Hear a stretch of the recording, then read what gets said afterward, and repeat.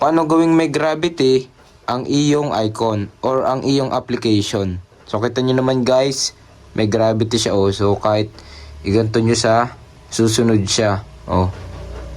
Nakakatuwa guys. Susundan nyo lang ang aking gagawin. First, search nyo itong 3D Launcher Gravity dito sa Play Store.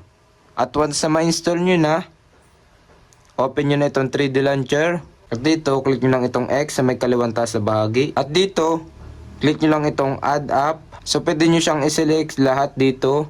Lalabas dito yung inyong mga application, yung inyong mga naka-install sa inyong cellphone. So, ayan. Select natin ito lahat.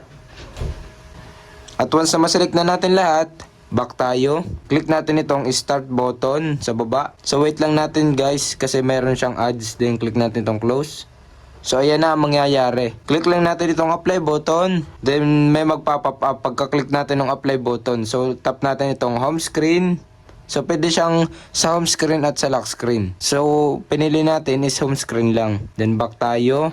So, ayan, makikita nyo na yung ating mga application na may gravity. Ayan.